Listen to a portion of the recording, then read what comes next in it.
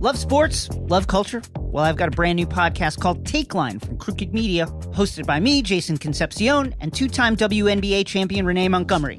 From the games to the players to the issues happening both on and off the court, we'll be tackling the important political and social issues happening in sports head on. New episodes drop every Tuesday, so follow and subscribe on radio.com, Apple Podcasts, or wherever you get your podcasts.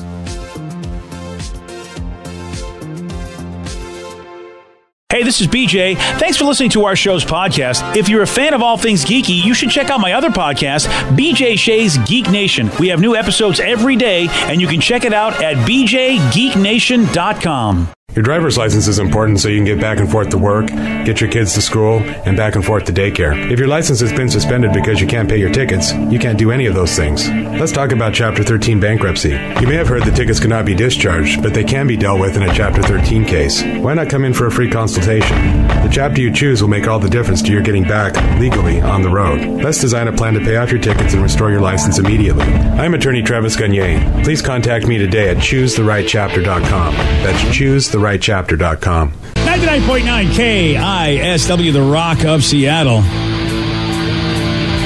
There's this British TV host. Her name is Kirsty, and she's making the news because she smashed her kids' iPads because they were playing Fortnite too much. I know that's also a PC game. I wonder how well you can play Fortnite on the iPad, but I guess they've optimized it for mobile. Yeah. They do that with a lot of those Battle Royale games now. Remember, I tried to download it, but it needed too much space on my phone, so I quickly stopped downloading it.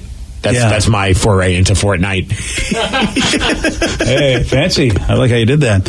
Yeah, it's a very popular game. And, of course, it talks about, people talk about a game addiction and all this stuff. And how do you handle kids that are addicted to games? I think smashing their belongings, I'm not sure that's the way you handle it. And here is Kirsty talking about the whole thing. I'll say this is the first time I've said this publicly. In June, I smashed my kids' iPads. Not in a violent way. With a hammer? No, I actually banged them on the table leg. Wow. That's it. I said, there's this game called... Seriously? Yes, there's a game called Fortnite and another one called PUBG. Oh, dreadful. And I decided that we'd made all sorts of rules and all sorts of times when we've said you can't play them, this... All of those rules got broken, and in the end, I said, right, that's it. I have to physically... It was remarkably easy. Go on. But the second just one... Show us what you did. I just would love to do this. This is like that, right? Do you know what? It's My been, goodness. And I didn't intend to speak about it, but This it's is come massive. up now. I don't believe she didn't do it out of anger. I mean, those. Of course she did. Yeah, come on. At least be honest about that, lady. That guy was funny though. Just you could hear he's the fake outrage guy. Yeah. Oh my gosh, I can't believe you destroyed something. Maybe I'm just old fashioned, and I remember we always joke about it with my dad. But when we didn't clean up after our toys, he'd step on them intentionally and break our toys. And it was a valuable lesson to. Crap, we need to clean up after ourselves. And then after that, we stopped leaving toys all around our house. And I mean, he went a little Hollywood on us, you know what I mean? Stepping on him, being like, you like Godzilla? I'm Godzilla. And she's crushing our action figures. I love that. And looking back on it, actually pretty funny, But I mean, I can't even imagine if somebody knew about my dad doing that now. I mean, I'm looking online, I'm looking at some of these tweets about people who are very upset with her. One person said, and you missed a point. It's not okay to teach your kids that when someone doesn't listen to you, it's okay to lash out at them, get physical, and destroy something. The price of the item isn't the issue. It's the message. Knee-jerk reactions don't teach anything.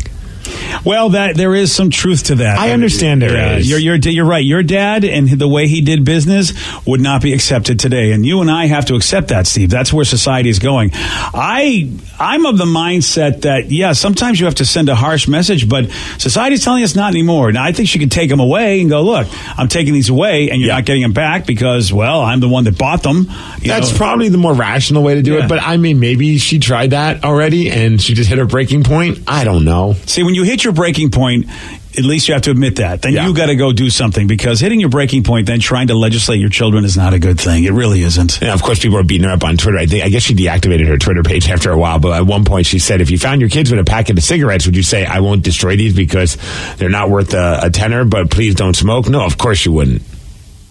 So she was trying to get back at people and talk to them, but, obviously that didn't work out well. That was her line? Yeah. Oh, she's an idiot. Yeah, because eventually after she did that, she's shut down her Twitter page, I guess. So she's just an idiot.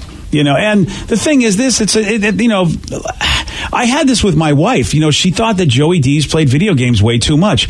And I just thought, you know what? I think this is his outlet because, sometimes life isn't the greatest thing. And I know the school system he was a part of, he wasn't as vocal about it as Sarah was, but I wish I knew he was as miserable at the school system as he was. Sure. I didn't get he was because he had, he went home, he played video games, and he played Magic the Gathering. He had his friends. So I just felt like, well, he's dealing with life okay. My wife is like, I don't think he's social. I think he needs to get off that. And I'm like, no, because I was the same guy. I played video games. I'm like, you're not taking him away from him. We can try to legislate it, but you're not taking him away from him. That's a valid thing for him to do in this pastime. And isn't there a lot of internet things that you can do? Like different companies will let you limit the amount of Wi-Fi there is per device. I'd imagine so. I think I've seen that on some commercials. You can say, okay, well, this device gets 30 more minutes or whatever. Oh, that's cool. So, or you could even set timers on your Wi-Fi just in general at your house, so it shuts down at a certain point, like at dinner time. Everyone's off the Wi-Fi. See, you got to do my method. Yeah, you just basically unplug it. In that case, or take it away. So I told Joey D's one day, I had to do it. I had to obey. I said I didn't break his game, like break the computer. I did ruin the session that he was in because it was like, okay, you obviously don't understand how much you're ruining my life. Let me show you what that feels like. And I just unplugged his computer. And I think the reason why so many people are outraged is because it's so wasteful. How much is an iPad? Yeah. And I think it's like if you wanted your kid to not have this anymore, donate it. Yeah, but she paid for it. If she wants to destroy the damn thing, it's up to her. I know, and I think that she's totally in her right to. Everything needs to be donated. I have a quick question.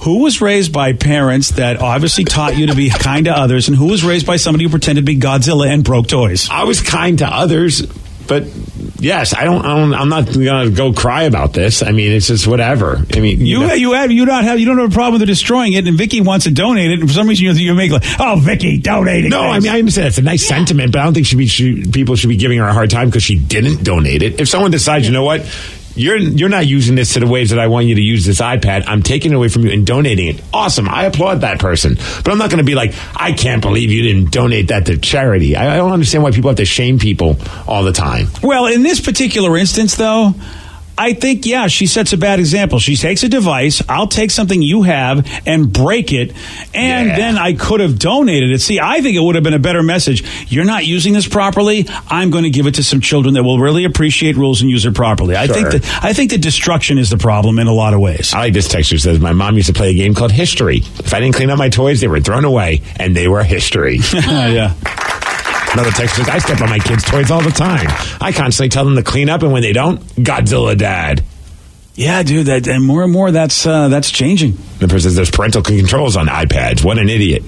Yeah, that also is very, very true. Because I haven't had to use them, so I don't know. But if there are parental controls, then she is as big of a moron as ever. I think I would have gone to I would have went to the Apple store and would have tried to really done that and said, hey, is there a way I can keep my kid from playing them when I don't want to? Like, therefore he has no choice. Yeah, well, there's that. I know. I don't know why I think she wanted to send a message that I'm the boss, and she doesn't, and she seems like that kind of person. Like, I'm the boss, and I will have power over you. One texter says, I smashed both of my kids' tablets after they were caught lying. There was a lot more built up to it, but it did work. Out $800, but the results were worth it. I don't know why just taking them away wouldn't do the same thing. See, the violent act of destroying them, I think that's wrong. Well, the violent, it is. It's a day. I know feel like that's a little bit of a. It is. It's a very violent act to just. if you punch a hole in the wall, people. No, go, I know. You know what I mean? I think we have to accept that. I never picture violent, like taking that, like the guy was like, you took a hammer to it. Like if you just kind of hit it against the table and just cracked it. I don't know. I understand that you say it's violent, but I just picture that as way more aggressive. Yeah, I think if you break somebody's stuff in front of them like that, that is a really that's kind of a D move. Taking it away. I'm going to be such a D parent then, I guess. Because you are so not. You know why? Because your wife's got the brains of the operation. She'll fix it. You're right. You're right. Absolutely. If I ever become a parent, though, I don't know, man. I think there's going to be times where I'm going to resort to my dad's logic. Yeah, you want to be better than that, though. But I looking back, I don't have ill will towards my father. It taught me to respect his house, and it taught me that, you know what, when he says I need to clean up after myself, I need to clean up after myself. Otherwise, the consequences are I don't have those toys anymore. I don't look back on him and be like, I hate my dad. You didn't let me keep my G.I. Joes. That's why I shot up a bunch of people. You know what I mean? Like, I never became an awful person because of that. That does sound like a great movie, though. Yes. You know, you bring up an interesting point, Steve, because there are a lot of us that we learn through actions and not through talk. There's a lot of talk therapy, if you will, in parenting. And there are just some of us that talk is not the way we communicate. And for you, you know what? It may have been exactly how you wanted to communicate. Wow. I lost my toy because I didn't put it away, and you didn't blame your dad. Your dad taught you a lesson. That might be. He warned me. Yeah, that might be a valid means of communication, and maybe not everything is a violent act. I mean, it's not like he hit me. You know what I mean? It wasn't like you didn't put your toys away and then just punched me in the face. That would cause some serious issues, I think, between me and my father growing up. That happened to a lot of the kids I knew that I grew up with. Their toys were still there, but they used to get a beating. Yeah, I like the idea that your toys got the beating, but then poor Woody, what does he get? He's like, wow, you Who's know what? Woody? Woody from Toy Story. He gets his arm ripped off because you didn't put him away. Spoiler alert, man. Well, no, by your father. Woody's fine in the movie, but if you had Woody, what do you mean? Who's Woody? How do you not know who the hell Woody is? I haven't seen all of Toy Story, man. I tried watching the first one. What? All right, long story short, in college, we all thought it'd be fun to watch Toy Story and get super baked. And I took a pull out of a 6-foot bong, and I got an anxiety attack, and I started having a meltdown, and we had to call the school nurse because I was losing my mind, and it was because I was tripping out on Toy Story, so I never watched it since then. Dude, first of all, most of your stories in college involve you taking drugs wrong. Yes. Or doing any kind of substance abuse wrong. But here's, Toy Story is my Christmas story. Seriously, because you take a 6-foot bong rip and freak out over the show? No, I mean that I never watched it and didn't know the phenomenon that it was. You have no idea the phenomenon of Toy Story, so you don't know really Woody and Buzz Lightyear. You know nothing. I mean, I know them because I see the toys, but you have no idea about why they. I don't know the story. Oh my gosh, the Toy Story. Anybody else in this room? No, right? Everybody else knows what? Right? Yeah. Everyone else has seen Toy Story. Yeah, I've seen all of them. Should I see that over Shawshank or Toy Story? Yes. Yeah, you'll like Toy Story better than Shawshank. Okay. Yeah, you will. You watch Shawshank and then follow it up with Toy Story. Yeah. Should I take a 6-foot bong rip before watching Shawshank? Oh, yes. Definitely. Yeah. Okay. 100%. Yeah. He'll be in the prison if he does it his way, though. And he'll probably be like calling the cops. Like Chris says, Steve's college motto was, let's get super high and do blank. Yep. 4.5 years of that. Yeah. That extra half was because I was having too much fun. And look what it's done for you. Yeah, you're a hell of a guy. All right, I got to talk about a man's dog. We always talk about dogs in the show being the best friend. I'm not a big dog person, but you know what? I think I would change my mind if I had this guy's dog. Why? Because this guy's dog helped him win $10 million. Lulu. Yeah. What's up? I'll tell you what happened at 8:17 on The Rock. BJ and Migs, mornings on The Rock, 99.9 KISW. 99.9 KISW, The Rock of Seattle. Well, it's a New York man who is $10 million richer thanks to his decision to buy some Slim Jims for his dog. I didn't know you give your dog Slim Jims. They're tasty. I don't see why a dog wouldn't like them. Snap into it. Oh, yeah. He's 73. His name is Dale. Recently won the $10 million prize on a cash spectacular scratch-off ticket. 73. Yeah. Of course. Of course.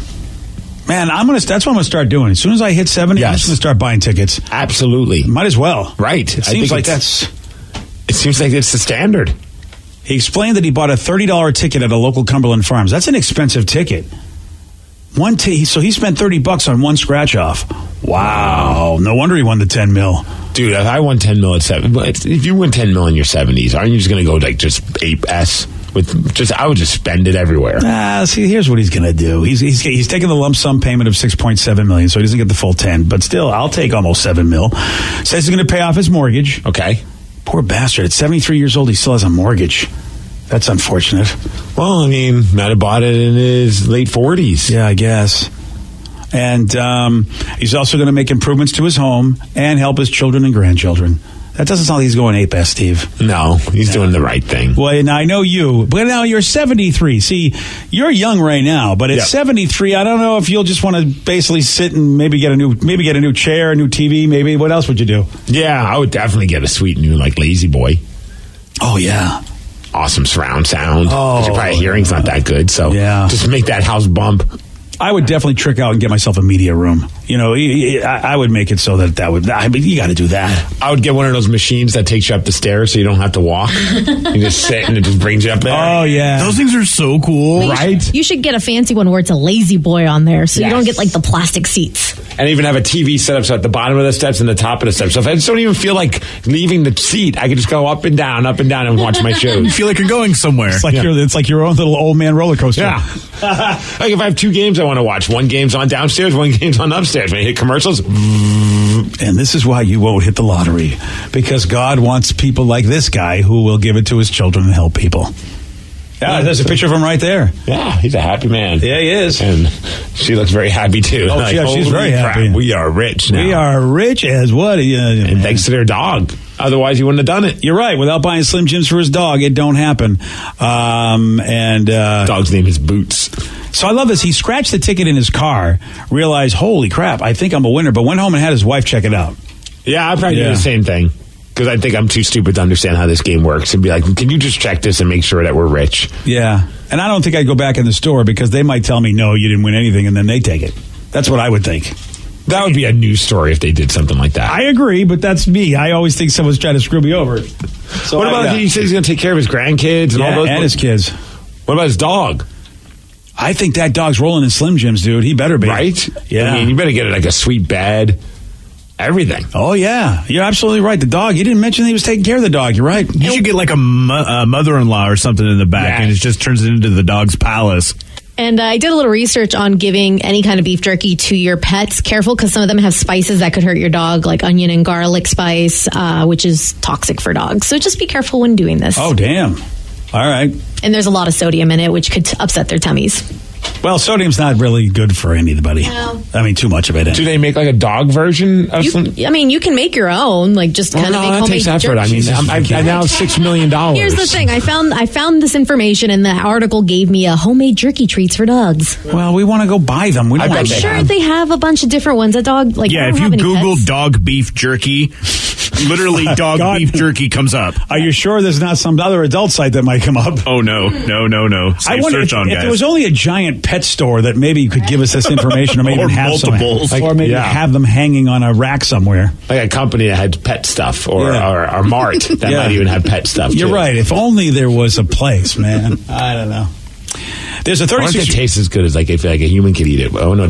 We should do a taste test. Yes, it's like a side-by-side comparison. Sounds like it's a good idea on paper until we do that. I mean, it's not going to burn like when you put stuff on your boys. Yeah, we've done much worse. But see, jerky is jerky unless they're not using the quality meat, or unless dogs don't like as much flavoring as we do. Because people say that if you buy the fancy dog food, it's all the same stuff that we eat. Like they put vegetables and meat in there. So why wouldn't it be something we would eat? But yet I don't want to try it. I don't want to try it. No, even if it looks delicious. I'm not taking its word for it. I've tried the dog biscuits before. I mean, I was younger, and they tasted fine. Kind of tasted like cornflakes and such. All right. Again, they're all food that comes from stuff that we know. Like I have seen some Alpo that I have put in a bowl, and it looks like some off-brand beef stew that I bought. You know what I mean? Like not like the good brand. It's not Campbell's. It's Slappy's beef stew. Yeah, Slappy makes good beef stew. And I stay away from Slappy. And I would challenge you by look to see if you could tell them apart. Sure. So, if they have all the ingredients that they have in there, why wouldn't we I just love that we're talking about a dog helping its owner win $10 million, and somehow we still have gone down the road of eating. Yeah, we have. And we're talking about eating dog food. Yeah. We really do have a problem. Yeah. I mean, like, I'm looking at one of, like, the natural ones. It's like ingredients is beef, which includes sirloin steak, chicken, vegetable glycerin, ground rice, dried cane syrup, salt, distilled vinegar, natural flavors. Like, I mean, you could totally eat this. All right. I still don't want to. I have something in my brain that goes, you don't eat dog food. Right, because it's called dog food. I know, but it's... Okay, here's a good one. Because this could be a fun... A person says, wait, is it called Pet Smart or Pet Smart? I assume it's Pet Smart. Yeah. But at first I used to think it was Pet Smart. Oh. Shop smart. Shop PetSmart. The only reason I would go with the first one, PetSmart, was because of Kmart. I'm looking at it. It's pet, and then the S is capitalized, so it's PetSmart. And the logo, the pet is in red, and then the smart is in blue. Never mind. That's brilliant marketing there, people. But still, it's a mart. See, I think that's the whole idea. I think they intended it to be both. Why should I think the S should be purple? They wanted us to talk about it like this. Yeah. Oh, the S should just kind of be neutral. Yeah, or like a red and blue together, purple. Yeah, that's the whole idea. PetSmart or PetSmart. It flows right off the tongue there. I want to feel like they're smart, but for shopping there, I guess. It just proves that whoever created this story was stoned when they came up with the name. Yeah. We're going to mess with people, dude. Well, who's first, Petco or PetSmart? That's the thing. See, I think that was like who had the battle. See, Petco is pretty dope because they've got the Star Wars inspired toys. There you go. In case you were wondering. All right, then. Yeah. So you're a Petco boy. No, you both. Oh, cheating. Who? You're cheating on on both of them. Do they both know you're shopping there? Lulu has needs, and both of them supply those needs, but not sometimes one has something and the other one doesn't. Yeah. So I got to work with both. I always feel guilty about that. Petco was first, by the way. Oh, and then the other company got smarter. They were like, now is it Petco or is it Petco? It's all one color there. Petco Animal Supplies. I do love the name. If you're going and you're opening up, you're in competition with Petco, and you call yourself PetSmart, it's basically making you feel like, oh, you should go here because you'll be smarter to go here. Psychologically, it's like, well, we'll show Petco, be smart and go here. Yeah, when Texas says because you shop there, you are PetSmart. That's what it is. How does Petco find that one? And so he says dog pepperoni sticks taste like dried out Slim Jims. Let's do it. Next section wants to know if it's Weed Week. Yeah, it might as well. It might as well be. All right, let me tell you about this 36-year-old woman. Her name is Catherine. Yes. And she got a job behind the deli counter at a grocery store in Ohio about 5 years ago. Now, spoiler alert, this story is about food. And of course. So here's the thing. So she gets this job working in the deli department. I don't think what I'm about to tell you is that bad. But again, the cumulative effect is what makes this bad. Every day she'd shave herself off a little meat, probably about 3 to 5 slices a day. Sometimes she went for ham, but other times she'd get the salami. Again, you're working there. I don't think that's a bad thing. Mm-hmm. I mean, I know you're not supposed to take the product, but in this particular instance, I think, like, come on, you're making what, minimum wage? What are you making? A piece for you, a piece for me. Yeah. Well, anyway, a few slices a day over 5 years, I guess, really adds up. When her bosses found out about it, they put the hammer down on her because I guess they calculated that all that meat over 5 years cost about $9,200. They call that embezzlement and fired her. Oh. What? I feel like you're working at a meat store. Yeah. You should get to have some meat. She's facing theft charges. They reported her to the police. Gosh, I don't know, man. I just feel like you work at a job where you have free reign of food that's available like that.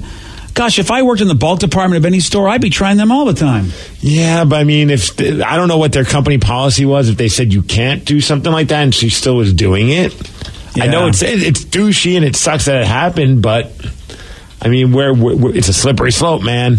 I had one of my close friends tell me that it happened to them too. They didn't get charged for embezzling, but they were caught taking meat like the same way. Yeah, they worked in the deli department, and they go, "Yeah, I get fired." They go, "Why'd you get fired?" "Oh, you know what? I had a couple of pieces of meat, and they got mad at me." And fired me. And I thought, at the time I thought that was lame, but now I suppose $9,200, that's nothing to sneeze at. Well, it's like I watched that Bar Rescue show, and a lot of times one of the big things John Taffer will lay into the bartenders about when they are just freely over-serving or over-pouring a shot or giving people free shots. He's like, you're basically stealing from your boss.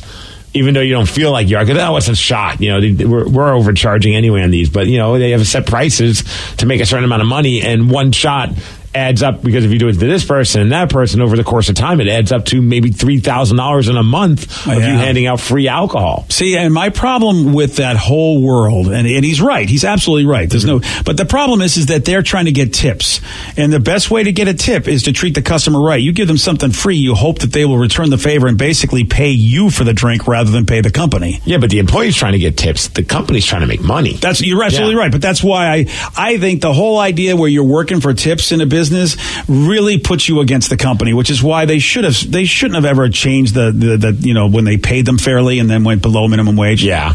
Well, I mean, but if it wouldn't also just being a good server at an establishment also get you good tips. You don't need to give freebies out to get. I don't base my tip on just getting freebies. That's because you, frankly, you're good with your money. So when you walk into a place, that's debatable. You're able to walk into a place, have whatever they offer, food wise, drink wise, and tip. Yes, a lot of people go in, do not have the money to do both, which is sucky, but they do it.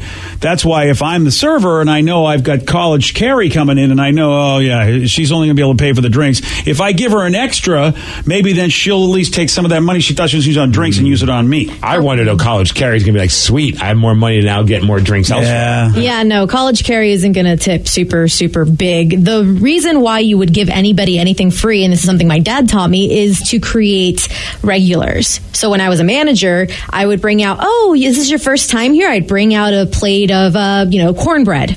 Like the big plate of it, and just like, hey, try this, kind of making them feel like they're special and they'd want to come back. Or if they were regulars, I do something kind of special, especially if they brought friends, so they felt like big shots. Do you, are you able, but did the company know you were doing that? Well, I was the manager, so I was allowed to, or I'd go and ask my manager, hey, I want to give this to them for free. All right, well, at least you asked, I suppose if you asked, that's one thing, and I think that's a great idea. But once I found out that the restaurant was closing, it's like, hey, free stuff for you. Oh, why didn't you tell me I would have eaten there? I know. All right. Yesterday, Steve, he did get this one right. Michael Jackson was called the king of what? Pop. Yes.